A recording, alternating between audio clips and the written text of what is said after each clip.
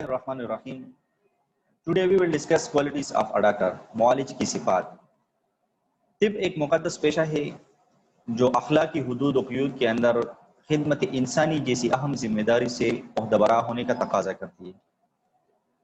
معالج کے پاس، ایک ڈاکٹر کے پاس جب مریض آتا ہے تو وہ ایک مجبور انسان ہوتا ہے، اور مجبور انسان کی حالت ایک معالج سے تمام صفات حسنہ سے متصف ہونے کا تقاضا کرتی ہے. جب ایک مجبور انسان کسی کے پاس اپنی مجبوری لے کر جاتا ہے تو وہ مجبور یہ ڈیمانڈ کرتا ہے کہ جس شخص کے پاس میں اپنی مجبوری لے کر جا رہا ہوں وہ تمام اچھے اخلاق سے، اچھی صفات سے متصف ہو. تو ڈاکٹرز کے لیے کون کون سی صفات وہ ضروری ہیں، لازمی ہیں؟ تو بہت زیادہ صفات ایسی ہیں جو ایک ڈاکٹر کے لیے ضروری ہیں، تاہم پھر بھی کچھ نہ کچھ صفات اور کچھ اس کی خصوصیات ہم یہاں پہ ڈسکس کریں گے. سب سے پہلی معالج کا جو صفت ہونا چاہیے وہ ہے حقوق اللہ اور حقوق العباد کا علم. Knowledge of the rights of Allah almighty and those of humans. حقوق اللہ اور حقوق العباد کا علم. دیکھیں، اسلامی نقطۂ نظر میں نماز، روزہ، حج، ذکر، اذکار وغیرہ کو عبادت تصور کیا جاتا ہے. اسلام میں عبادت کا تصور جاہلانہ تصورات سے بالکل مختلف ہیں. اسلام اور ایمان کے بعد انسان اس بات کا اقرار کرتا ہے کہ وہ اس دنیا میں اللہ کا نمائندہ اور خلیفہ ہے، کیونکہ قرآن پاک میں اللہ نے خود فرمایا ہے کہ میں دنیا میں اپنا نائب اور خلیفہ انسان کو بنا کر بھیج رہا ہوں. انسان کے رب نے اسے کچھ اختیارات اور ذمہ داریاں دے رکھی ہیں اور ان کو ادا کرنے کے لیے بغیر رہنمائی کے نہیں چھوڑا. جو ذمہ داریاں اور جو اختیارات انسان کو اللہ تعالیٰ نے دی ہیں اس کے لیے اللہ نے اس کو رہنمائی بھی دی ہیں، بلکہ قرآن اور سنت کی صورت میں مکمل رہنمائی، گائیڈ لائنز فراہم کر دی ہیں. اب اس رہنمائی کے تحت ان اختیارات اور ذمہ داریوں کے سمجھنے اور ادا کرنے کا نام عبادت ہے کہ انسان قرآن اور سنت کی روشنی میں وہ اپنی ذمہ داریوں اور اپنی اختیارات کو صحیح طریقے سے ادا کرتا ہے. اسی کا نام عبادت ہے. اسی طرح ذکر الہی کا مطلب صرف یہ نہیں کہ زبان پر اللہ اللہ جاری ہو، بلکہ ذکر تو یہ ہے کہ جو چیزیں اللہ سے غافل کرنے والی ہیں، جن چیزوں میں انسان پڑھ کر اللہ سے غافل ہو جاتا ہے، انسان ان چیزوں میں نہ پھنسے اور زندگی کے ہر شعبے اور ہر کام میں اللہ کو یاد رکھیں. دیکھیں، جو تصوف والے ہوتے ہیں جن کو تزکیہ نفس کہا جاتا ہے، تو ان کے ہاں ایک تو ذکر لسانی ہوتا ہے اور ایک ذکر قلبی ہوتا ہے. ذکر لسانی یہ ہوتا ہے کہ انسان اپنی زبان پر یہ ہر وقت اللہ کا ذکر کرتا رہتا ہے. ذکر قلبی یہ ہے کہ انسان دل میں اللہ کا ذکر کریں. دل میں اللہ کا ذکر کس طرح ہوگا؟ اس کے لیے وہ لوگ مختلف طریقے بتاتے ہیں. پہلا طریقہ وہ لوگ یہ بتاتے ہیں کہ آپ لوگ مراقبہ کریں، اپنے سر کو جھکائیں، آنکھوں کو بند کریں اور یہ تصور کریں کہ میں اللہ کے عرش کے نیچے بیٹھا ہوں اور اللہ کی رحمت آ رہی ہے، میرے دل میں سما رہی ہے اور میرے دل سے جو گندگی اور غفلت اور گناہ ہے وہ نکل رہی ہے، اور اسی کی خوشی میں میرا دل کہہ رہا ہے اللہ اللہ اللہ. یہ انسان ٹرائی کرے، پریکٹس کرے تو اس کو یہ نصیب ہو سکتا ہے. اس کو ذکر قلبی کہتے ہیں. اور پھر انسان یہ تصور ہر وقت یہ تصور کرے کہ میرا دل اللہ اللہ کہہ رہا ہے. لیکن بعض صورتیں ایسی ہوتی ہیں کہ ان صورتوں میں ہم ذکر لسانی نہیں کر سکتے، کیونکہ ابھی آپ دیکھیں ابھی کلاس پہ میں بول رہا ہوں، آپ لوگ سن رہے ہیں، تو ابھی نہ میں ذکر لسانی کر سکتا ہوں نہ آپ لوگ کر سکتے ہیں. لیکن ذکر قلبی ہر وقت ہمارا جاری رہ سکتا ہے. وہ ایک شعر ہے کہ دل 10 بکار دل بیار.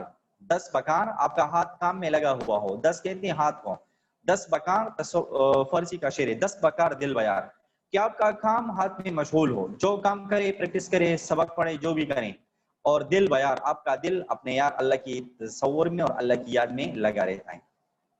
مشائخ اس کا مثال یہ دیتے ہیں کہ جس طرح ایک بندہ ڈرائیونگ سیکھ لیتا ہے اور پھر وہ ڈرائیونگ کر لیتا ہے، تو ڈرائیونگ کرتے ہوئے اس کا دھیان گیئر پر، بریک پر اور وہ اسٹیئرنگ پر ہوتا ہے، باقی باقی لوگوں کے ساتھ وہ باتیں بھی کرتا ہے، ہنسی مذاق بھی کرتا ہے، ارد گرد کی دنیا کو بھی دیکھتا ہے، کھانا پینا بھی ڈرائیونگ کے دوران، لیکن وہ گیئر اپنی ٹائم پہ بدلتا ہے، بریک اپنی جگہ پہ استعمال کرتا ہے، اس طرح اسٹیئرنگ اپنی طرف سے استعمال.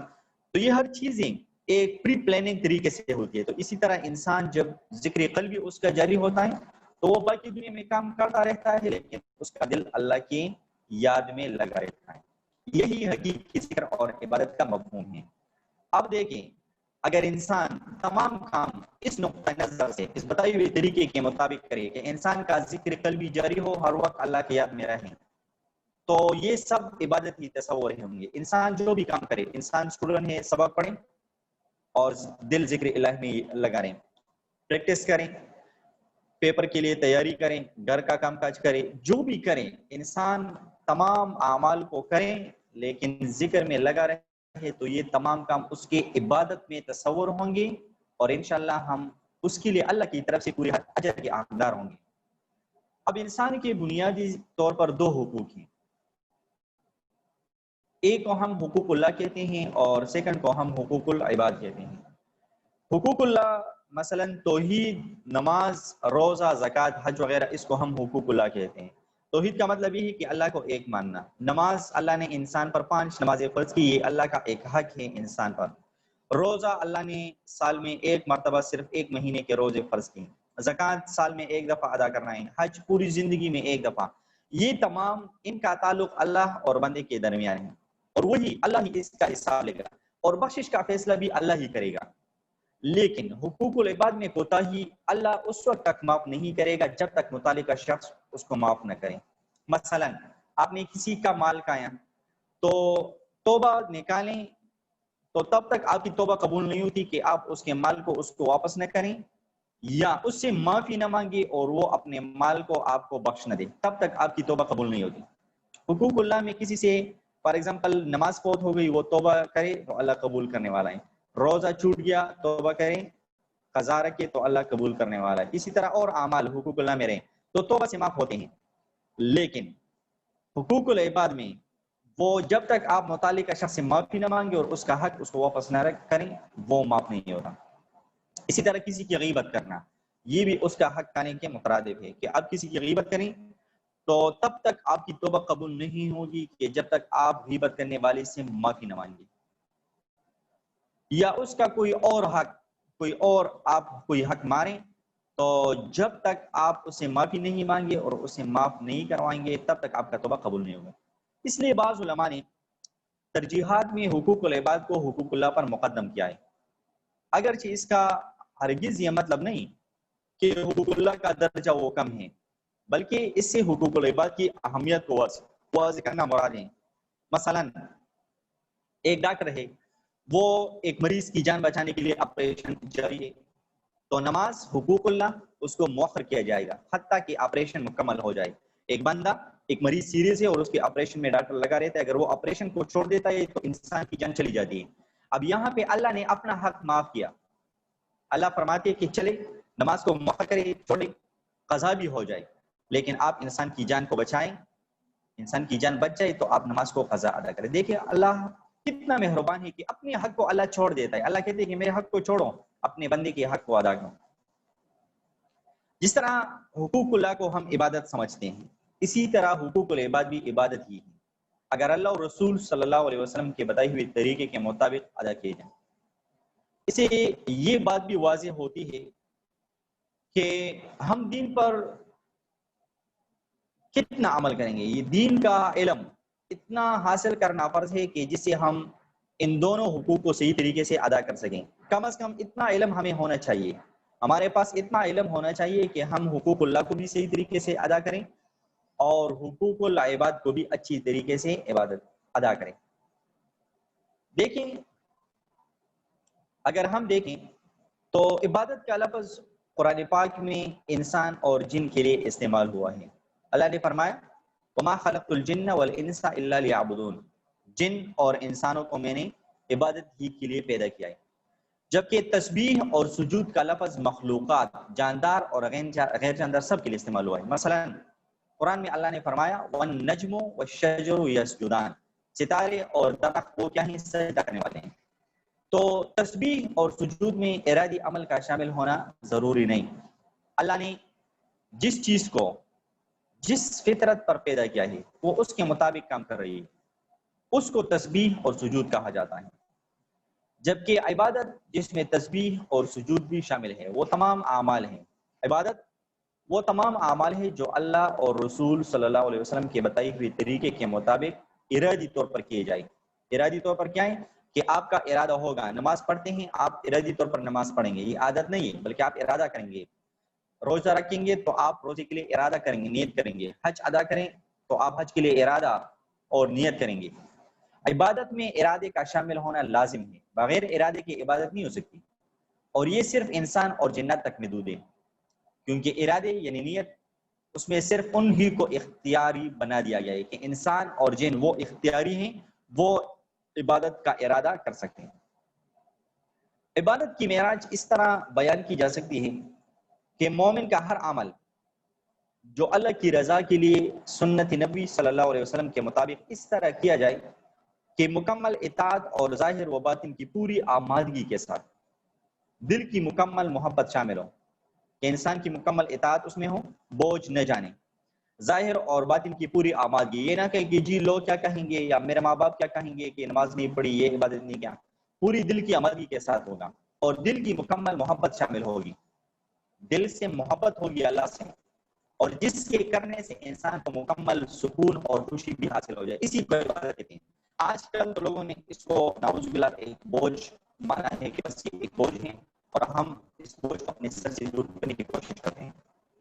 اب دیکھیں، کسی شخص کی تکلیف کو دور کرنا، مثلا مریض کا علاج کرنا، ایک ڈاکٹر ہے وہ کسی مریض کا علاج کرنا ہے. انسان کی خدمت کے لیے علم حاصل کرنا، جس طرح آپ لوگ اسٹوڈنٹس ہیں میڈیکل کے، تو آپ لوگ یہ جو میڈیکل ایجوکیشن کیوں حاصل کرتے ہیں؟ اس لیے آپ کہتے ہیں کہ ہم انسانوں کی خدمت کریں، مریضوں کی عیادت کریں گے، مریضوں کی علاج کریں گے، مریضوں کی تکلیف کو دور کریں گے. یا تحقیق کرنا، آپ کہتے ہیں کہ جی ہم میڈیکل ایجوکیشن اس لیے حاصل کرتے ہیں کہ ہم ریسرچ کریں، مثلا طب یا دوسری سائنسی یا معاشرتی علوم یا اور علوم. کیا کہتے ہیں کہ ہم میڈیکل میں ریسرچ کرنا چاہتے ہیں، جدید دوائیات. جس طرح آج کل آپ دیکھیں جو کورونا کووڈ-19 پینڈیمک تھی، تو اس میں ڈاکٹرز بھی وہ کیا ہو گئے کہ وہ بھی بے اختیار ہو گئے، ان کے اختیار سے بھی نکل گیا. انہوں نے بھی ہاتھ مان لیا کہ ہمارے پاس اس کا علاج اور کوئی ڈوز نہیں ہے. ابھی تک میرے خیال سے اس کا کوئی دوائی وہ مارکیٹ میں نہیں ہے. تو آپ لوگ یہ سمجھے کہ ہم انسانیت کی خدمت کے لیے کہ اگر آئندہ زمانے میں اسی طرح کی کوئی پینڈیمک سچویشن آتی ہے تو اس کے لیے ہم کوئی دوائی وغیرہ ڈوز وہ انوینٹ کرنا چاہتے ہیں. اس کے لیے اگر آپ لوگ پڑھتے ہیں، سمجھ آ رہے ہیں، یا کسی انسان سے کوئی بھی بلائی یا نیکی کرنا، کسی بھی انسان کے ساتھ خیر اور بلائی نیکی کا معاملہ کرنا، سب کے سب یہ عبادت میں داخل ہوں گے. لیکن شرط یہ ہے کہ یہ اعمال مومن اللہ کی رضا کی نیت سے کرے. کہ آپ کی نیت کیا ہوگا؟ یہ نہیں ہوگا کہ آپ کہیں کہ لوگ ہمیں gains book of world record میں میرا نام آ جائیں، یا لوگ کہیں کہ جی دیکھیں نا شازمہ نے یہ فلاں ڈوز ایجاد کی یا کامران نے یہ کارنامہ انجام دیا.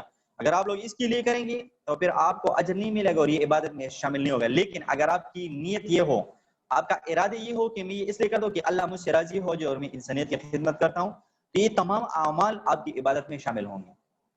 اس طرح ڈاکٹر اپنی نیت اور مقصد کو شعوری طور پر اللہ کی رضا پر رکھ لے. بس ڈاکٹر ابھی سے آپ لوگ اپنی نیت کو یہ نیت بنا لے کہ میں اللہ کی رضا کے لیے پڑھتا بھی ہوں اور ڈاکٹر بھی بنوں گا اور خدمت بھی کروں گا. تو اس کے تمام اعمال حتیٰ کہ اس کی کلینک کی ذاتی پریکٹس بھی عبادت میں داخل ہوگی. اگر آپ اپنے لیے کلینک کھولتے ہیں، وہاں پہ آپ لوگ پرسنل پریکٹس کرتے ہیں، وہ بھی عبادت میں داخل ہوگی. لیکن شرط یہ ہے کہ یہ کام اللہ اور رسول صلی اللہ علیہ وسلم کے بتائے ہوئے اصولوں کے مطابق انجام دے. دیکھیں، انسان کے لیے یہ دنیا یہ دارالامتحان ہے، یہ ایک ایگزامینیشن ہال ہے. اس امتحان میں وہ اس وقت کامیاب ہو سکتا ہے جب وہ سب سے پہلے اپنے رب کے حقوق جان لے، اور اس کے بعد چونکہ معالج کا واسطہ لوگوں کے ساتھ ہوتا ہے تو اس کو یہ معلوم ہونا چاہیے کہ وہ اپنی ذات کے حقوق سے لے کر والدین، اساتذہ، ہم پیشہ اور اسی طرح مریضوں کے حقوق کیا ہے. یہی چیزیں ایک معالج کی شخصیت سازی میں اس وقت بھرپور کردار ادا کرتی ہیں جب وہ ان تعلیمات پر پوری طرح عمل پیرا ہو. اس کو پتہ ہو کہ میرے اپنے حقوق کیا ہیں، میرے پیرنٹس والدین کے کیا حقوق ہیں، میرے اساتذہ ٹیچرز کے کیا حقوق ہیں، میرے کولیگز کے کیا حقوق ہیں، میرے جو پیشنٹس ہیں ان کے کیا حقوق ہیں. تو اس کے لیے ضروری ہے کہ ڈاکٹر کو اپنے پیشے سے متعلق جتنی فقہی مسائل ہے اس کا ضروری علم حاصل ہو. اس کے لیے اسے قرآن، حدیث اور فقہ کا مطالعہ کرتے رہنے چاہیے. اسٹڈی کرتا، قرآن کو اسٹڈی کرتا رہیں، اس میں آیاتیں پڑھتا رہیں، حدیث کا اسٹڈی کرتا رہیں، اس طرح فقہ جس کو ہم بولتے ہیں اس کا اسٹڈی کرتے رہنا چاہیے تاکہ وہ خود بھی دینی اعتبار سے فیصلہ کر سکے. دیکھیے عورتیں اپنے ڈاکٹر سے ان کی جتنی بھی پوشیدہ بیماریاں ہیں تو اس کے دوران نماز، روزہ اور دوسری عبادت کے بارے میں احکامات پوچھتی ہیں. اب اگر معالج اس کو اپنے پیشہ ورانہ علم کے ساتھ ساتھ دینی احکام اور مسائل کا بھی علم ہو، اس کو اپنی میڈیکل ایجوکیشن کے ساتھ ساتھ میڈیکل پہ تو اس کو عبور ہو، اس کے ساتھ ساتھ اگر اس کو دینی احکام اور مسائل کا بھی علم ہو تو وہ اپنی دینی اور پیشہ ورانہ فرائض سے اچھی طریقے سے عہدہ برا ہو سکتا ہے. اور اگر اسے یہ علم نہ ہو، اسے ان مسائل کا پتہ نہ ہو کہ ان خاص کنڈیشن میں عبادات کا کیا حکم ہے، تو وہ اپنے مریض کو غلط مشورہ دے کر خدا کے ہاں قابل مواخذہ ہو سکتا ہے. اپنے مریض کو کیا کرے گا؟ اپنے مریض کو وہ غلط مشورہ دے گا. تو اگر غلط مشورہ دے گا تو اللہ کے ہاں اس کا مواخذہ ہوگا، اللہ کی نزد گنہگار ہوگا. کیونکہ ایسی صورت میں اس کے بتانے پر اگر مریض کوئی ایسا کام کرتا ہے جس کی شریعت نے اس کو اجازت نہیں دی تو اس کا ذمہ دار وہ ڈاکٹر ہوگا جس نے اسے مشورہ دیا ہے. کیونکہ جو پیشنٹ ہے، مریض ہے، وہ تو اپنے ڈاکٹر سے پوچھتے کہ جی میں عبادت کس طرح کروں اور اسی طریقے سے ان بیماریوں میں اور اس علاج میں کیا کیا کروں. تو ڈاکٹر اس کو جو سجیسٹ کرتا ہے اسی پہ وہ عمل کرتا ہے. اور شریعت بھی کہتا ہے کہ ایک صحیح ڈاکٹر، صحیح معالج اگر آپ کو کہے کہ نماز پڑھنے سے آپ کو مطلب یہ ہے تو آپ بیٹھ کر نماز پڑھیں.